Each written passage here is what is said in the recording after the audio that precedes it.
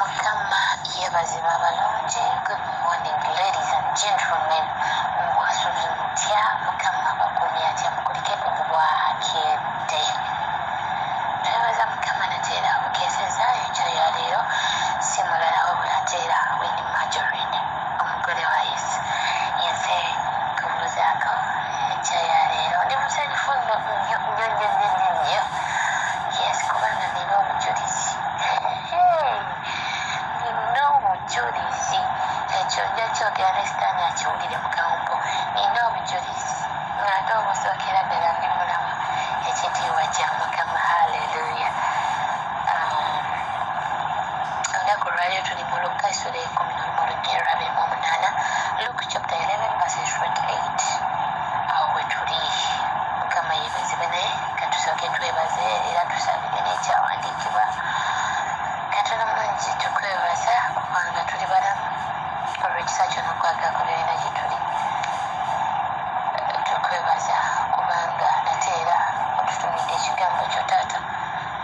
Amatu gaffe ag'omubiri n'ag'omwoyo biwambe emmeeme zaffe n'emitima gyaffe taata oyogere gye tuli. Enkya ya leero mukwano gwange otusumulule ate otuwe n'ekisa ekigenda okutambula n'okukola ng'ekigambo kyo bwe kigenda okuba nga kitugamba. Tusomese mukwano gwange tumage n'amagezi okumanya n'okutegeera ebiva gy'oli kubanga mu magezi agaffe abaana b'abantu tetusobola kutegeera kigambo kyo nga bw'oyagala tukitegeere. Taata nsabye nze nveewo omwoyo omutukuvu tuula ku lulimi lwange musomese nga bw'osomesa abalala kigambo kyo kitufuukira omukisa kitusumulule ate era kituwonye kuba Yesu Kristo omwana wa Katonda omulamu. Amiina.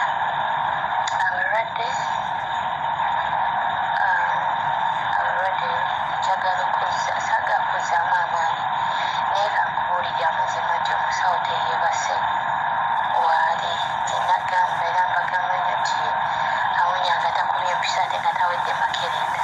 Haleluya. Buli mulwadde yenna w'oli oli mu maka go oli mu nnyumba yo omukono gwa Mukama nzikiriza nti gugenda kutambula nga guyitaayita nga gubasisinkana. Buli muntu tekinamu ayina okusomoozebwa okw'enjawulo k'oyitamu naye ate toganya mbeera kukufuga kubanga ojja kujjamu ebirwadde. Abamu tulwadde ulcers, abamu tulwadde pressure, abamu tulwadde sukaali. Lwaki? obwongo bwaffe emitima gyaffe buli kimu kitunuulidde embeera naye ate nga tulina kutunuulira Katonda oyo omunene okusinga embeera eyo. Mukama yeebazibwe. Ekyawandiikibwa kyaffe eyo kigambye nti naye ye n'agamba nti ekisinga balina omukisa abawulira ekigambo kya Katonda ne bakyekuuma. Mukama yeebazibwe. Abo abawulira ekigambo kya Katonda and they obey. Nawulira ng'ogamba ekitanda eky'abafumbo kye kirongoofu n'ogamba nze siri mufumbo sikaati n'onyweza. N'ogamba nze siri mufumbo sinnawasa empale n'onyweza. Kubanga Bayibuli egamba is it 1 Corinthians chapter 6 alina wagamba nti abakaba n'abenzi Mukama ajja kukola ki? Kubasalira omusango. Kati gwe mufumbo onywera mu bufumbo.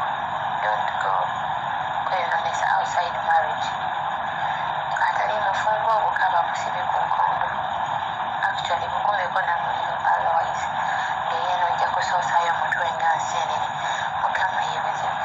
Agambye nti abo abakyekuuma ekigambo kye balina omukisa. Eri bwe tusoma mu James chapter 1 verses 22 agamba but let us be the doers of the word not only the listeners deceiving ourselves. Tetulina kwerimbanima twabulidde ekigambo omukazi yabulidde bannanga omusajja yabulidde kyatubuulidde ebyawandiika bannange ebyawandiikibwa bannange tubikungirize naye nga tete tubikolawo tuba twerimbalimba.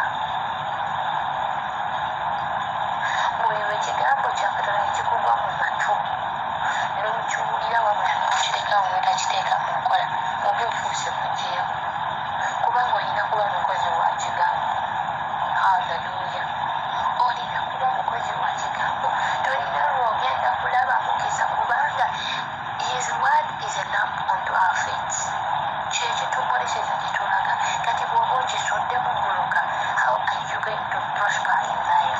How are you going to succeed without the word of God? Ebirala byonna biggwawo naye ekigambo kya Katonda kinywerera emirembe gyonna.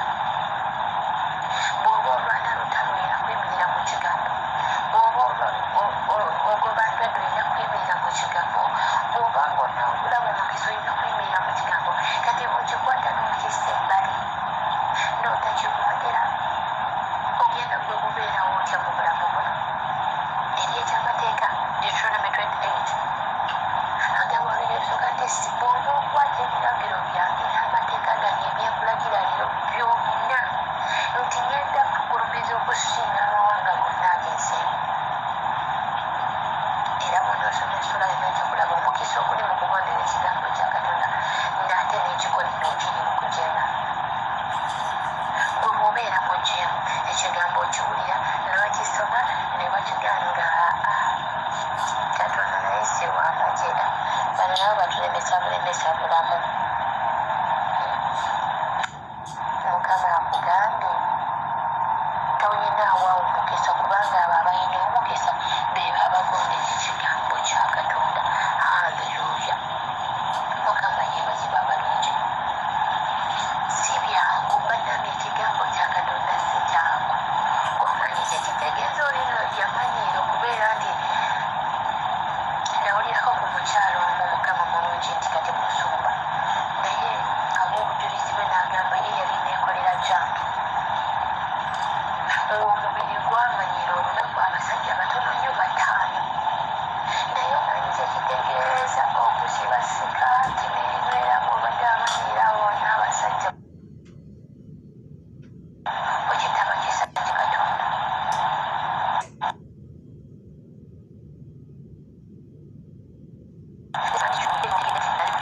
Ekigambo kya Katonda kinnaani okukikola, naye leero tosaba ekisa kuba ekya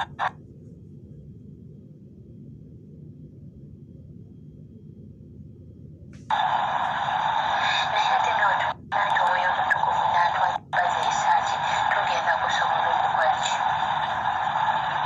Okwekuuma ekigambo kya Katonda. Yoswa bwe yali Mukama ng'amutuma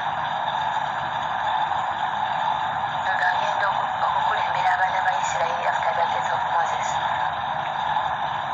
Mukama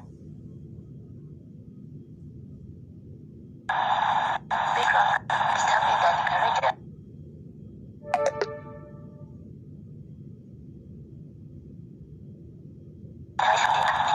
Mukama kiremu okuva mu kamwa ke, ku mutima gwe kyaba alowoolezamu emisana n'ekiro nti bw'anaakola ekyo n'atasuula kigambo kya Katonda ne yeekuuma ekigambo kya Katonda, tewali mulaba alimukuba. Ekyo naffe nawe okimanya mpuliriza enkya ya leero nti bwe weekuuma ekigambo kya Katonda akuloga ajja kutuuka ku makya akufunze naye nga oyogera ku Yesu ogera weekyebaze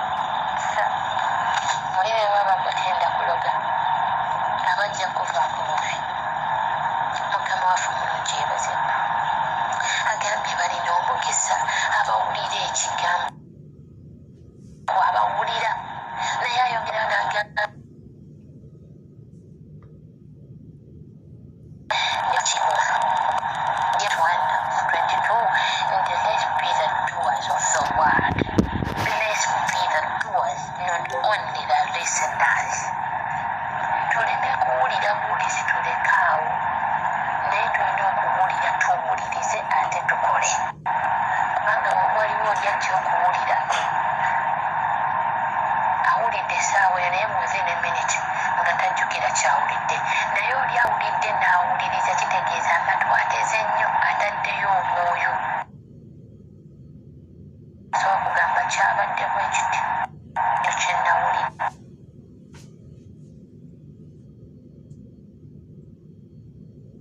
tuwulize kyamukola mukama yeebazebe ekyayera tugenda kusaba kisa ekyokwekuuma ekigambo kya katonda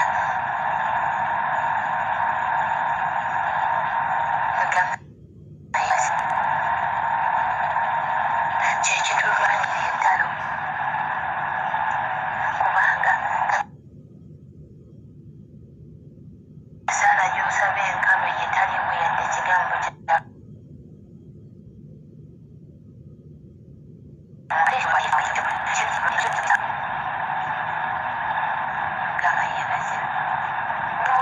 obeera mu ssaala n'oyogera ekigambo mukama wayogerawo nti mukama ekigambo kyo kigambo ateganya amatu n'agamba ye ekituufu nayogera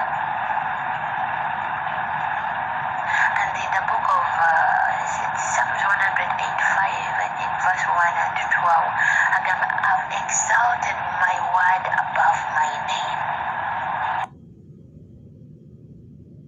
agulumiza ekigambo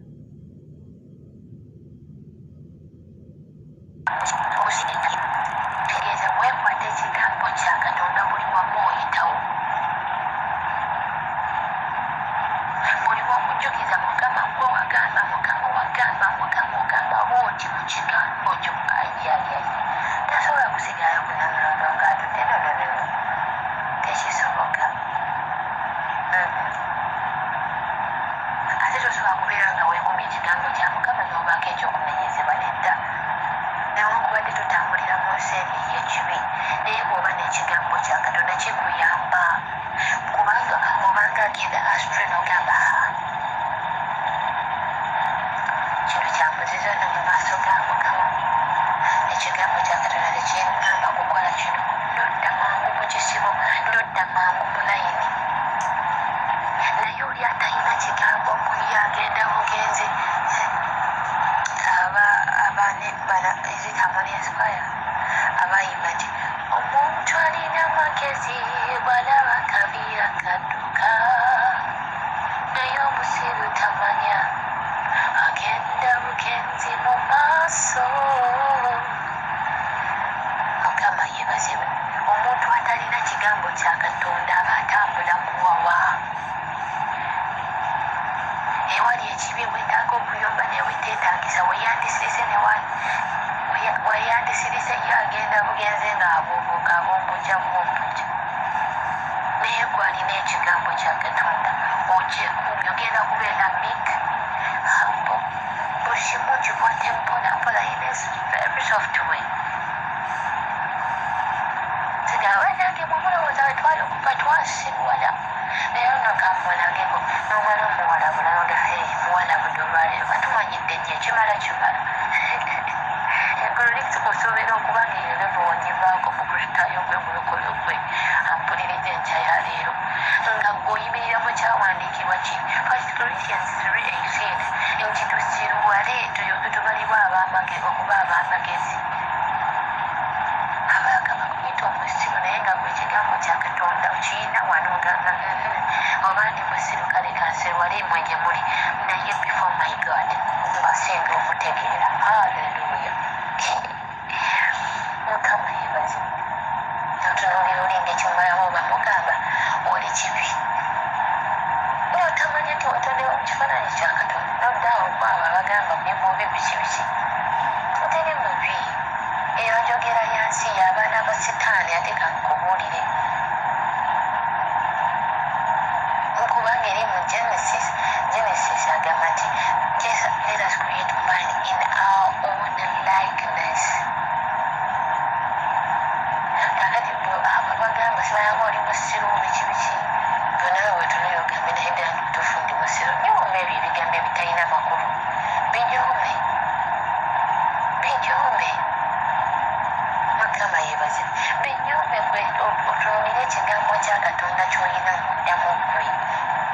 ogenda kubeera n'ekigambo kimu ekyobwa Katonda kikubeera abalabe be akakumi.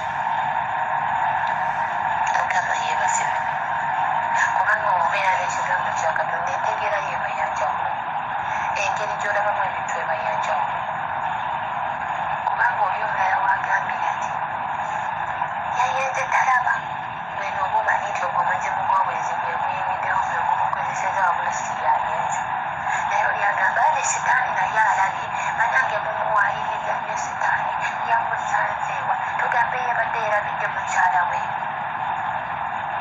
Gwe nalina ekigambo kya Katonda awo ng'omanya omuzimu ogw'obwenzi gwayingiddewo ng'ogulukuka olumba spiritually. Mukama yeebazibwe. Kyaba Mukama abanjagalire katono omulungi tukwebaza kubanga otutumidde ekigambo kyo twenenya kubanga emirundi mingi tuwulidde ekigambo kyo naye netukirekawo netukiwulira netukimanya naye netusigala nga tukola the opposite. Naye Mukama